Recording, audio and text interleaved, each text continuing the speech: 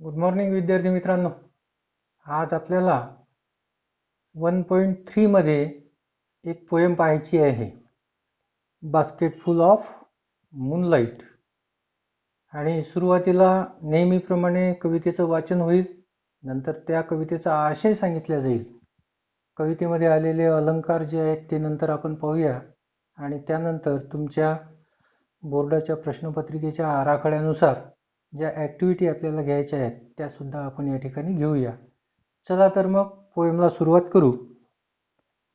O moon, give me moonlight, basketful or 2 baskets full with seeds of moonlight.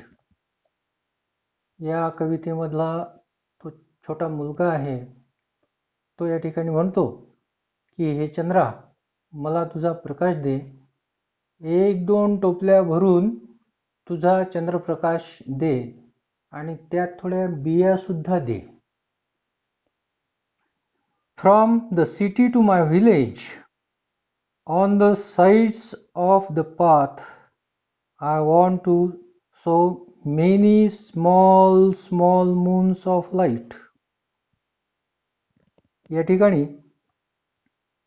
शहराकडून माझ्या गावाकडे येणारा जो रस्ता आहे, त्या रस्त्याच्या दोन्ही बाजूला मला छोटे छोटे चंद्र पेरायचे आहेत. The whole village goes to the city daily at work. It becomes dark on its way back.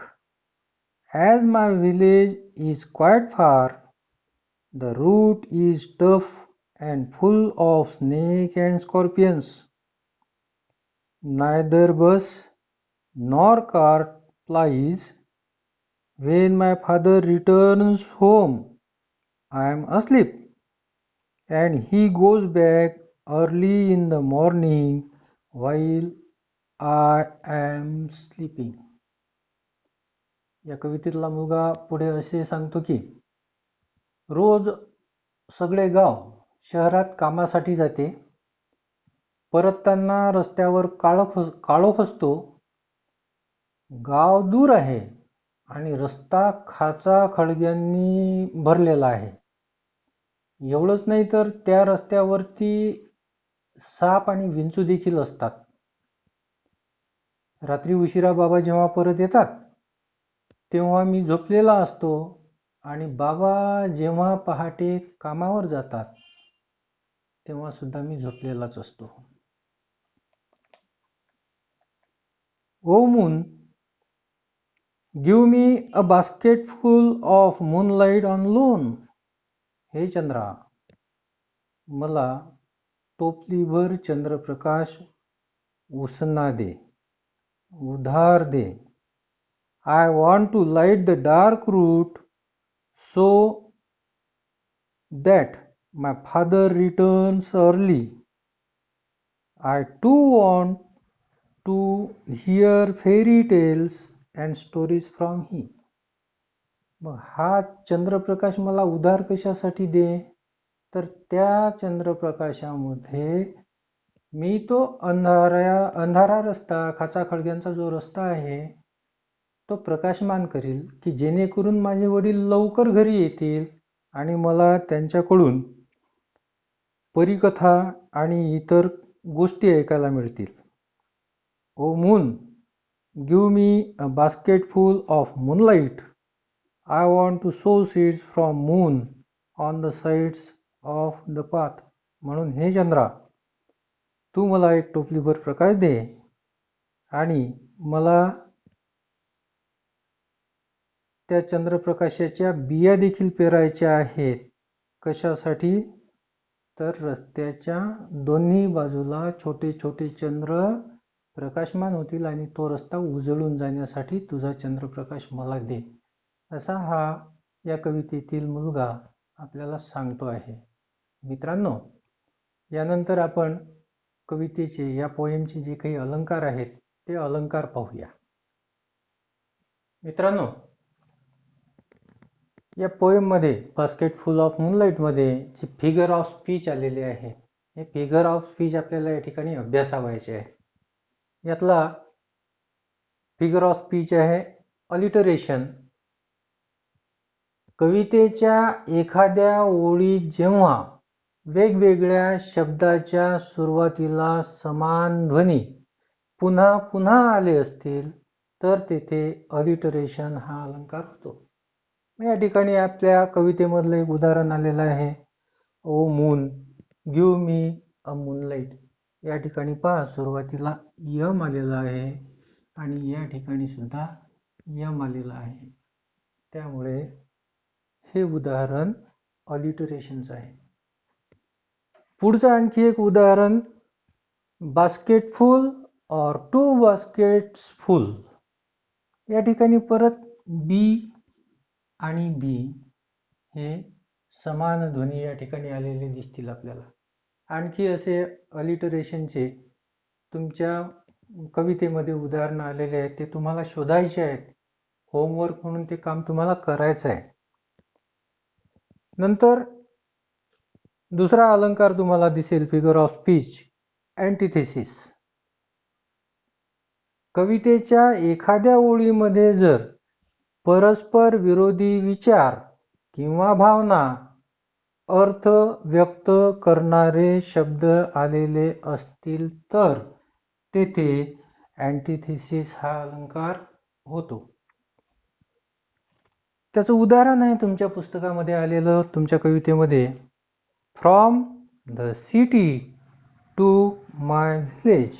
या ठिकाणी दोन परस्पर विरोधी शब्द तुम्हाला आलेले दिसतील, सिटी आणि व्हिलेज. म्हणून या ठिकाणी हा अँटिथेसिस अलंकार आहे. कवितेमध्ये जेव्हा आपण ॲप्रिसिएशनचा भाग सोडवतो त्यावेळेला आपल्याला कवितेमध्ये आलेले जे अलंकार आहेत त्यापैकी एका अलंकाराचं नाव लिहायचं असते. म्हणून कवितेचे हे अलंकार आपण अभ्यासले पाहिजेत. आणि परत याच तुमच्या पोएममध्ये तिसरा एक अलंकार आलेला आहे, तो आपण पाहूया. मित्रांनो, तुमचा तिसरा फिगर ऑफ स्पीच रिपिटेशन. कवितेच्या एखाद्या ओळीमध्ये जर एखादा शब्द पुन्हा पुन्हा आलेला असेल तर तेथे रिपिटेशन अलंकार होतो. आपल्या पोएममध्ये उदाहरण आलेलं आहे small small moons of light. या ठिकाणी स्मॉल स्मॉल हा पुन्हा पुन्हा आलेला शब्द आहे, त्यामुळे या ठिकाणी हा रिपिटेशन अलंकार झालेला आहे. मित्रांनो, अशा प्रकारचे अलंकार तुम्हाला कवितेमध्ये आणखी सापडतील भरपूर. तर त्या अलंकारांचा शोध घ्या, वहीवर लिहिण्याचा प्रयत्न करा. आणि यानंतर मित्रांनो, आपल्याला बोर्डाच्या प्रश्नपत्रिकेच्या आराखड्यानुसार पुढील ॲक्टिव्हिटी घ्यायची आहे, ते आपण पाहूया.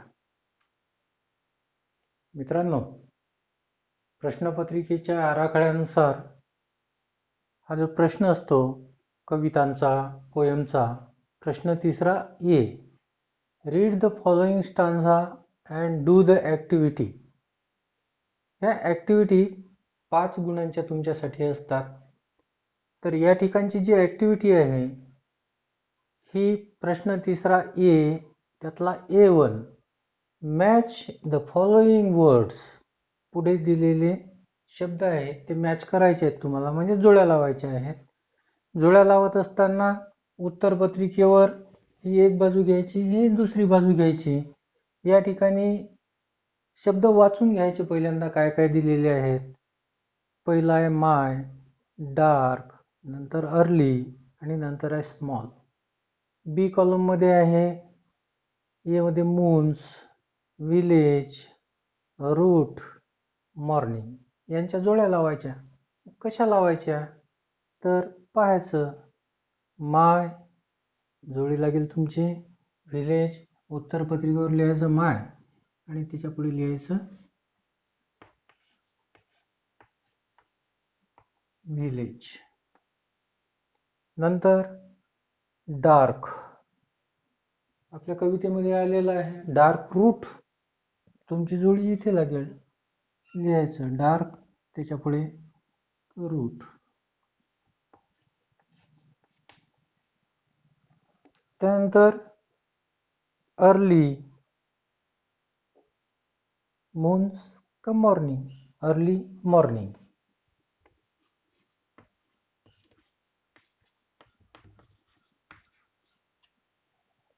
आणि नंतर स्मॉल मून्स.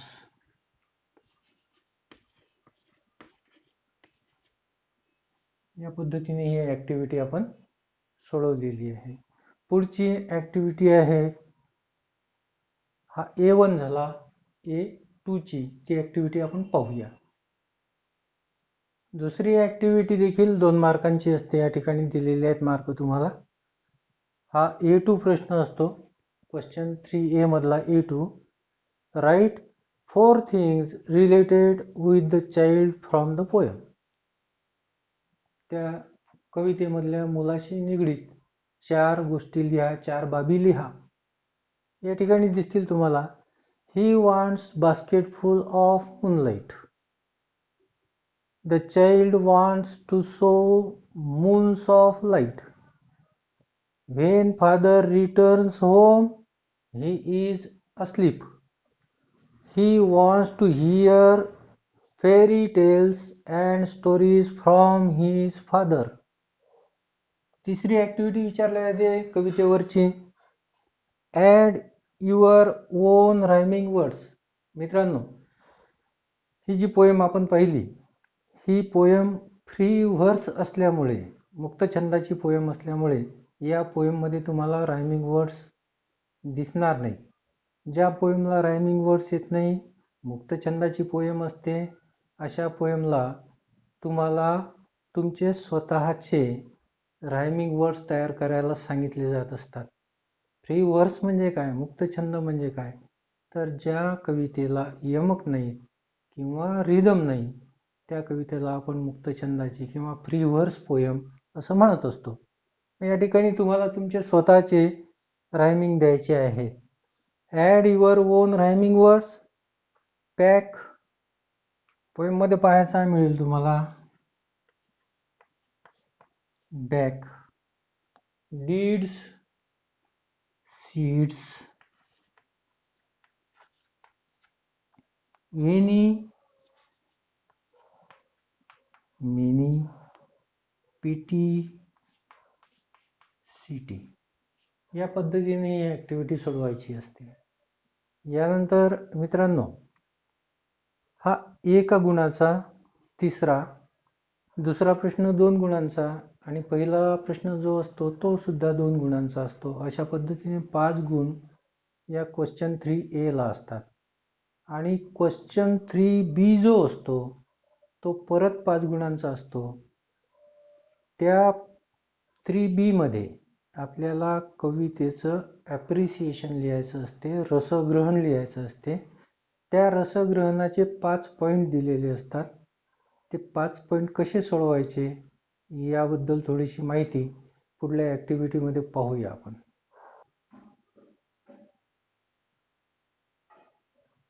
क्वेश्चन 3B मध्ये ॲप्रिसिएशन ऑफ द पोएम 5 गुणांसाठी त्याचे पॉईंट दिलेले आहेत तुम्हाला, प्रश्नपत्रिकेमध्ये दिलेले असतात.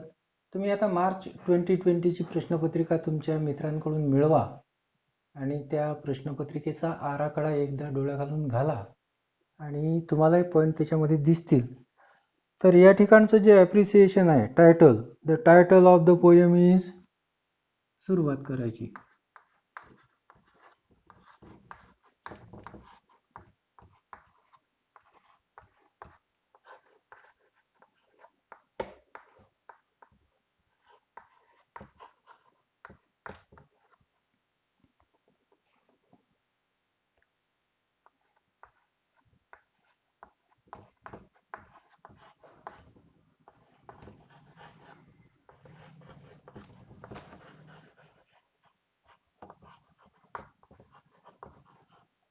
बास्केटफुल ऑफ मूनलाईट.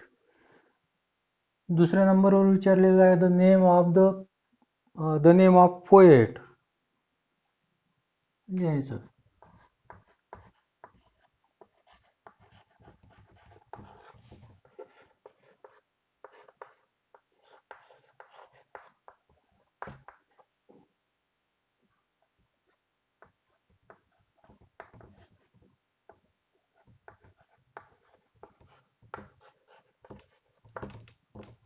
नंतर तिसऱ्या नंबरवर कोणता पॉईंट आहे? Rhyme scheme. ही फ्री वर्स असल्यामुळे या पोएमला राईम स्कीम नाही आहे. मग सरळ लिहायचं त्या ठिकाणी, द पोएम इज फ्री वर्स.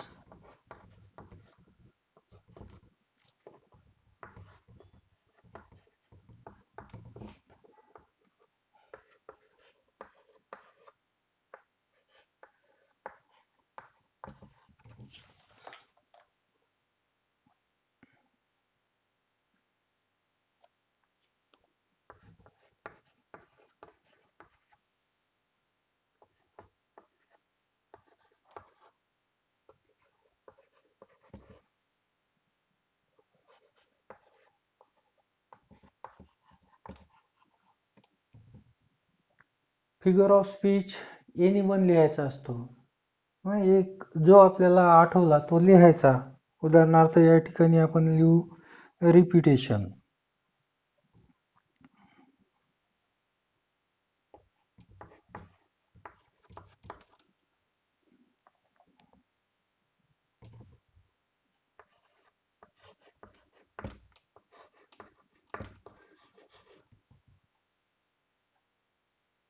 आणि सेंट्रल आयडिया किंवा थीम विचारले जाते पोएमची.